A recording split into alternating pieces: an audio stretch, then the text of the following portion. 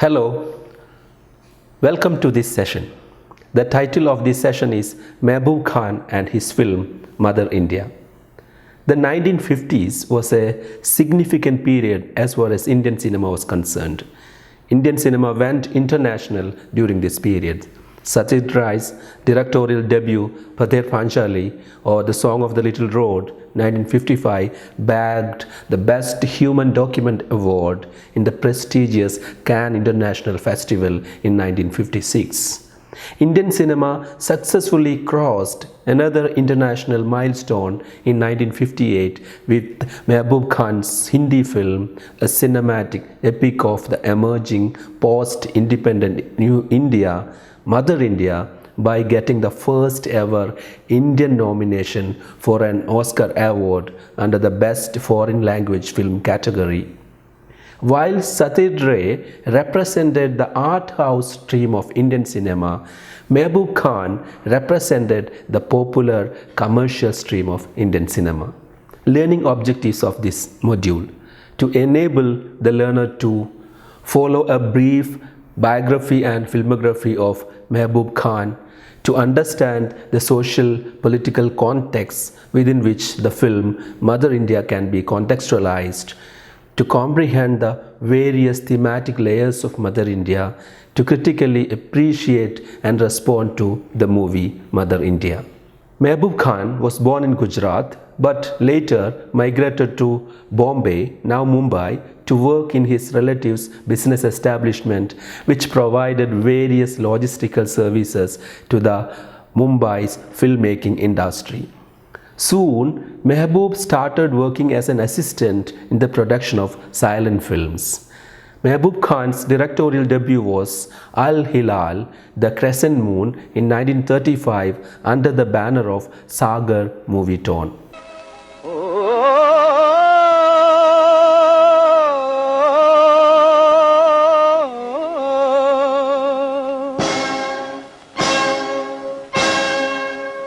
बंदों की लाज रख ले, इज्जत तू आज रख ले, आंखों के अश्क ले ले, नजरों का नूर दे. Apart from his cinematic magnum opus, Mother India, the following are the major films directed by Mehboob Khan.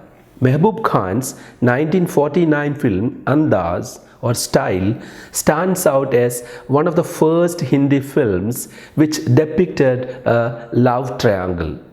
The film has Nargis, Dilip Kumar and Raj Kapoor in the lead roles, and its music composer was Naushad. The title Andaz means style. It endorses the view that being in style or embracing modernity, particularly by women, would have its consequences. The movie follows Nina, a woman who is educated abroad, mixes freely with men and goes for horse rides and tea parties. Nina, who is free-spirited and independent, faces criticism from her father in the name of her friendship with Dilip. Nina faces further conflicts when her friend turns out to be a villain and misrepresents her friendship as love. Later, the married Nina is seen begging to her husband for seeking pardon from him for her friendship with Dilip and confesses that it was her mistake to freely interact with Dilip. Later, Nina has to shoot Dilip to prove her innocence, for which she is sent to jail for life imprisonment. The movie was a success in the box office and is still remembered for its storyline. Modern critics review the film as a morality tale which warns women against following modern style and how it can affect their personal life. Though Nina's trauma in handling their friendship is reflected in the movie, it's not solved anywhere in the film, and the film offers the death of the third person as the solution. India's first Technicolor film, Aan or Pride 1952, was directed and produced by Mehboob Khan. The film is set in the background of a royal family in India and divides the characters into two, the good and the evil. The lead actors include Dilip Kumar, Nadira, Premnath and Murad. The rivalry and the conflicts within the royal family for becoming the heir and the techniques used by the heroic, courageous villager to tame the arrogant princess, the sword fight between the courageous villager and the wise members of the royal family places the movie as an archetypal Bollywood movie which is set to the standards of box office.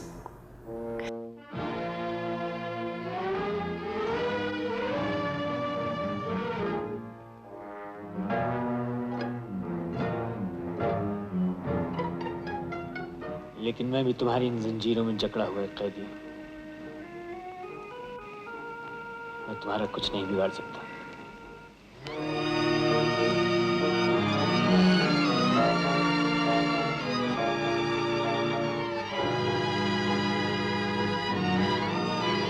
It was the highest grossing movie of the time and was released in different countries including the UK and the US. Amar or The Immortal 1954 is another notable film by Mehboob Khan featuring Dilip Kumar, Nimmi and Madhubala in the lead roles.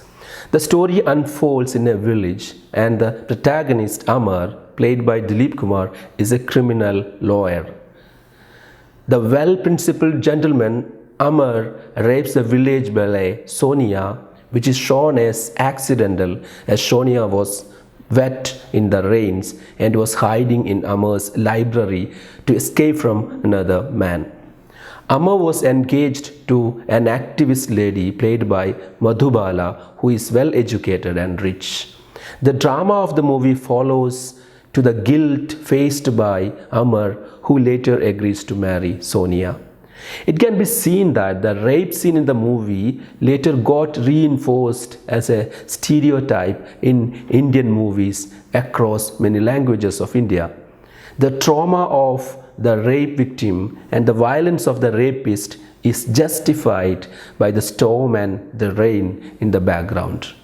The movie could be understood as a patriarchal cultural rectification of the rapist by uniting him with Sonia in marriage. The movie was a failure in box office, probably because of the depiction of the protagonist as a man with grey shades. Mother India, the cinematic epic of Mehboob Khan, was released in 1957. Mehboob Khan's directorial swan song was the film Son of India 1962. It's a typical musical remembered primarily for its melodious songs composed by the master musician Naushad. This movie is perceived as a sequel to Mother India. This film features the popular patriotic song Nanna Munna Hoom, Desh Ki Sipahi Hoom. We the little ones are the soldiers of the nation, which even today is rated as one of the most popular Hindi songs we ever had. नन्ना मुन्ना राही हूँ, देश का सिपाही हूँ, बोलो मेरे संग जय हिंद जय हिंद जय हिंद जय हिंद जय हिंद। नन्ना मुन्ना राही हूँ, देश का सिपाही हूँ, बोलो मेरे संग जय हिंद जय हिंद जय हिंद जय हिंद जय Hind. Now let's look at some of the salient features of Mehboob Khan's cinematic magnum opus Mother India.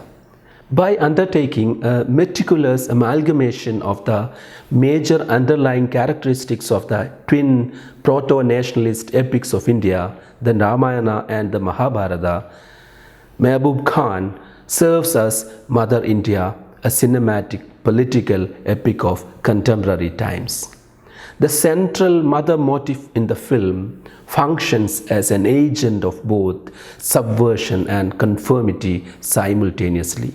The cinematic mother motif here, which unites the soil of the land and the body of the female protagonist Radha, has been designed with multiple inputs from many and already existing Indian patriarchal constructs of femininity.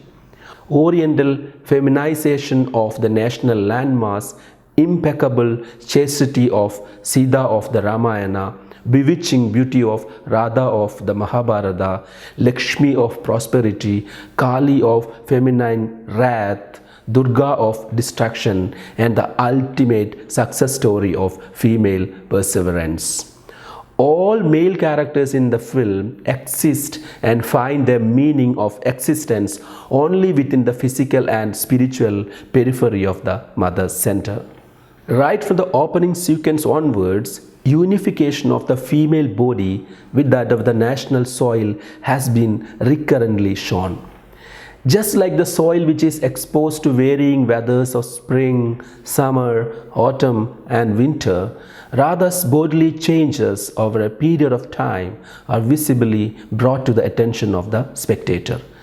Mother India opens with a close-up shot of Radha, now an aged grandmother figure, holding up a handful of fertile mud in the field, which is then juxtaposed with her parched neck.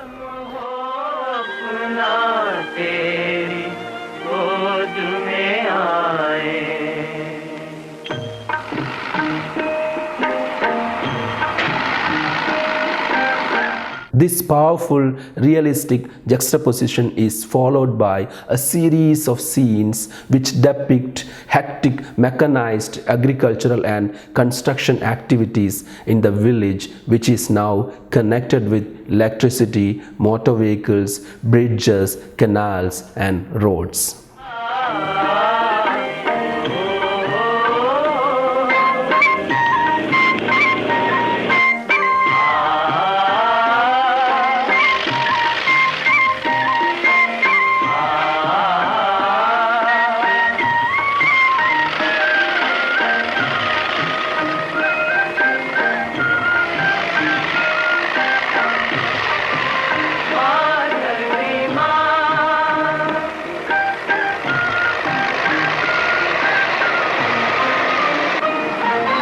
According to Somya and others, I quote, Mehboob Khan's poetic realism is evident in Mother India, which sees India moving from an exploitative feudal system to the age of independence and freedom, with the construction of an irrigation canal in the village, symbolizing progress and the beginning of a new era, not just for Radha, the protagonist, but the entire nation.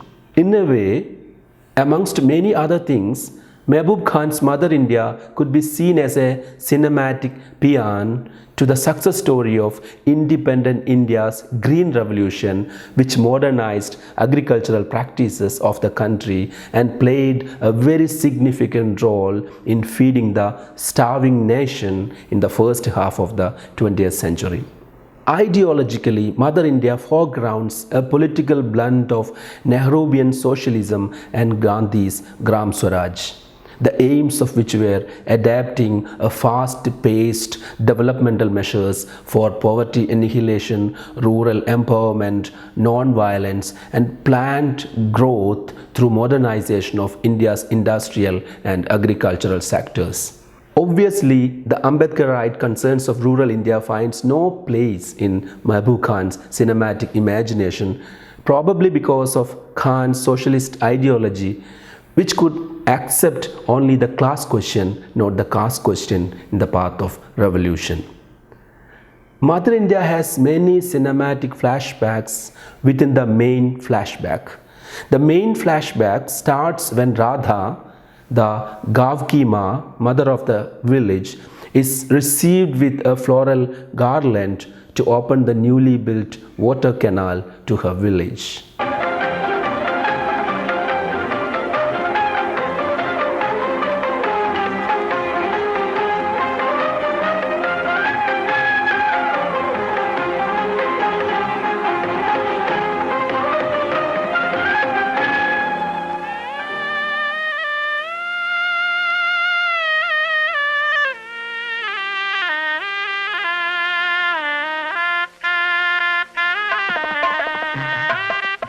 The fragrance of the flowers lead rather to reminiscence of things past, through a cinematic transition of slow dissolve to the fragrance of the floral garland which she was wearing as a young bride on her wedding day, probably about 20 years back.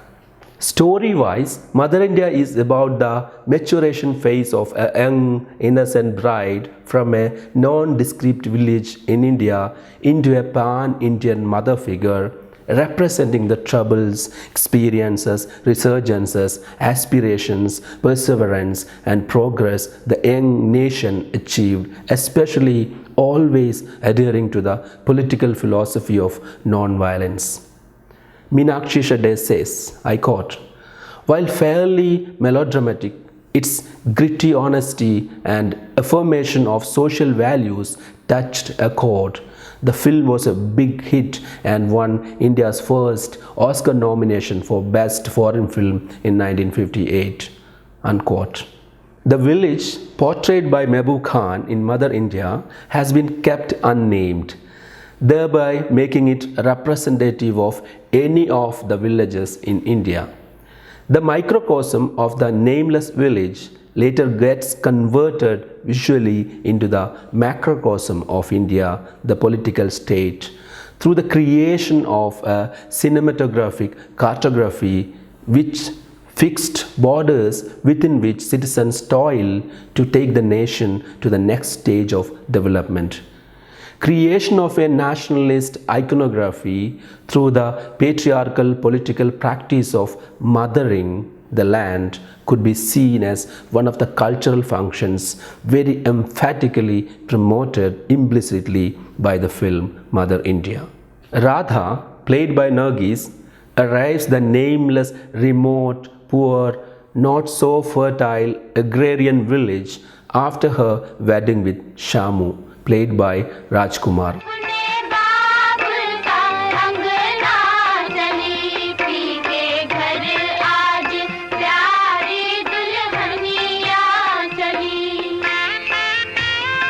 Their grand marriage was conducted with a loan of rupees 500 taken by Shamu's mother Sundar Chachi from the village moneylender and usurer Sukhilala, played by Kanayalal. Failed crops lead to the breach of loan agreement and the family loses a substantial portion of their cultivable land, bulls, and 3/4 of all future crops produced by the family. To escape from the debt trap, the family attempts to make more land cultivable by clearing huge granite rocks, one of which falls on Shamu's hands, leading to the amputation of his hands. Utter helplessness, ridicules, and his own male ego prompts Shamu to desert the village and his family at night.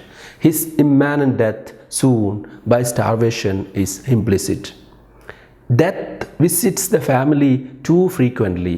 With Shamu's suggested death, Radha witnesses 3 more deaths: her mother-in-law's and her 2 infant sons due to starvation and illness. To save her youngest child from death, though once Radha was almost near to yield to the sexual advances of Sukhilala, her faith in God, coupled with her expectation of Shamu's return, empowers Radha not to trade her chastity with the life of her infant son. A devastating flood and storm makes a visitation to the village, prompting almost all families to migrate. However, Radha and her 2 surviving sons' passionate persuasion stop the villagers from fleeing, and their collective effort convert the soil cultivable again. From this moment onwards, Radha's journey towards the village's motherhood begins.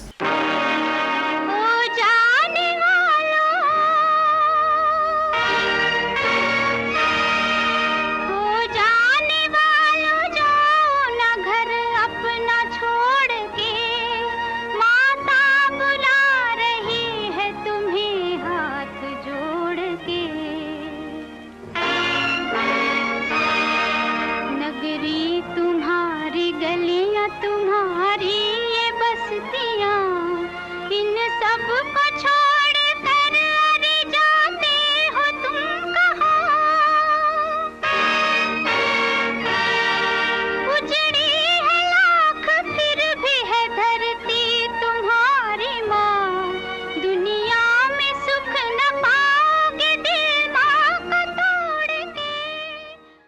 The second section of the film primarily depicts how Radha handles her two grown-up sons with entirely different temperaments.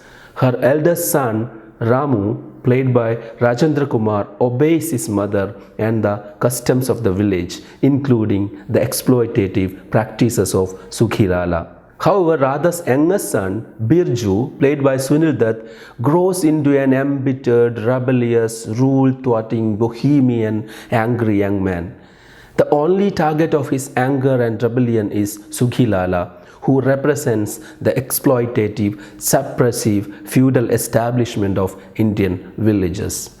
All his violent and illegal attempts to recover his mother's pawned bracelets from Sukhilala fail, leading to Birju's deportation from his village. However, he becomes a bandit who raises a gang of his own men later. He raids the village to kill Sukhilala and to kidnap his nagging daughter Rupa. As per Indian village custom in many places, any kind of sexual relationship between men and women of the same village is a taboo. Radha could not digest this moral digression and violent methods of Birju. Therefore, Radha shoots down Birju while the latter was kidnapping Sukhilala's daughter on a horseback. Radha kills her own son to protect the moral virtue of her village. In Mehboob Khan's filmography, Mother India had a kind of cinematographic prequel, or it can be seen that Mother India itself is a remake of Mehboob Khan's own earlier film, Aurat, which was released in 1940. Aurat, or Woman, features almost all characters of Mother India. However, the endings of these two films are slightly different. In Aurat, Radha and her family are banished from the village for the moral digression of Birju. She regains the family honor by killing Birju. However, in Mother India, her preemptive killing of Birju prevents the social boycott which was threatening the family. The misogynist message of a woman's body as the bearer of the family's and the nation's honor is rampant throughout the film, though overtly it depicts heroism. The mythologized Mother India gives birth only to sons. By killing Birju, Radha actually commits an honor killing. Or was she trying to prevent an incestuous brother-sister marriage, as she was at one moment in the film almost ready to lie with Sukhilala? This has to be read in connection with Gayatri Chatterjee's attribution of Oedipal complex in Birju, which is primarily materialized in the film through Birju's insistent infatuation with the retrieval of his mother's pawned bracelets from the custody of Sukhilala. A woman's bracelet is traditionally suggestive of the female genital organ. Mother India received in abundance both popular appreciation and critical analysis. Both in box office revenue and in academic intellectual attention, Mother India even now holds the topmost position. Cinema scholars have analyzed closely Mother India from almost all possible perspectives, including the political, feminist, psychoanalyst, cultural nationalist, religious, philosophical perspectives, etc. A small survey covering a few major critical responses to Mother India is attempted now. Brigitte Schulz of the Department of Media Studies, Trier University, Germany, says that Mehboob Khan's Mother India is a cinematic discovery of India.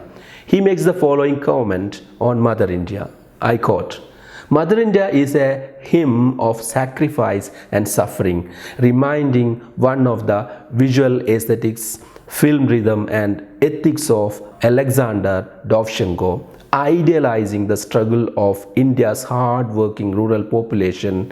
It represents subsistence as selfless strife, thus creating the economic basis and above all the necessary moral foundation for the blossoming of a young Indian nation."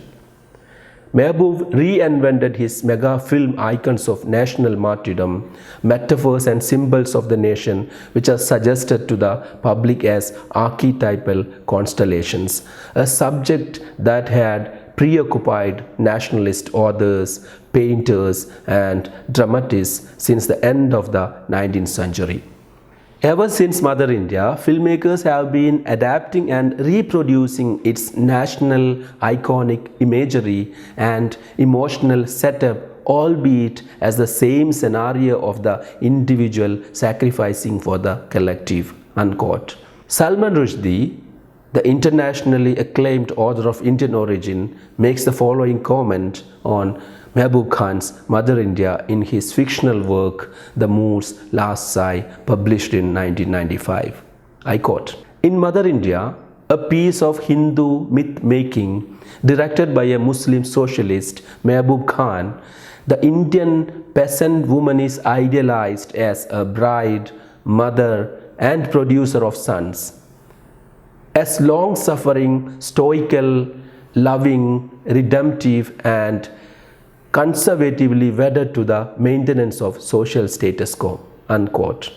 To Vijay Mishra, I quote, "Mother India is of course a cultural artifact and a pervasive one too. It occupies a central place in Indian cinema history, especially in the variety of cinema, Bollywood cinema. But because of its centrality, especially in the North Indian cultural imaginary, the film takes up directly to a key issue of cultural representation. Cultures, after all, use their artistic forms to represent themselves, as said by Edward Said." Unquote. Except the conspicuous absence of a Dalit subtext, with its assorted violence of untouchability, enslavement, and ghettoization, every other realities of Indian village life of the 1950s have been depicted in detail in Mehboob Khan's cinematic epic Mother India. With such a political erasure by an avowed socialist filmmaker, Mother India, a cinematic representation of the newly independent nation, glorifies only the contribution of small-scale agrarian landlords in building the nation by totally ignoring the hard manual labor with which the agrarian Dalit slave workforce contributed substantially to the nation-building process. Mehboob Khan's Mother India has been taken as a cinematic response to the anti-Indian racist book Mother India, written by Catherine Mayo, an American fundamentalist female historian, in 1927. Her book, which is a racist slur on India and the Hindu way of life, opposed India's independence from the British colonialism. Mahatma Gandhi, the father of India, rejected Catherine Mayo's book in sharp terms, describing it as a, I quote, report of a drain inspector sent out with one purpose of opening and examining the drains of the country to be reported upon, unquote. In Mother India, the film, the running time of which is almost 3 hours, the Brechtian epic breaks achieved through the 42 plus minutes long 12 songs of the movie carry the narrative forward seamlessly with occasional flashbacks within the main flashback. Naushad's music compositions are immortalized by the vocal renderings of iconic singers like Manna Dey, Lata Mangeshkar, Shamsad Begum, Asha Bhosle, Usha Mangerkar, and Muhammad Rafi. Mehboob Khan's Mother India, ever since its release, functions as a cultural glue which integrates the diverse subcultures of India with that of the larger macrocosm of an all-inclusive Indian culture. Thank you for watching.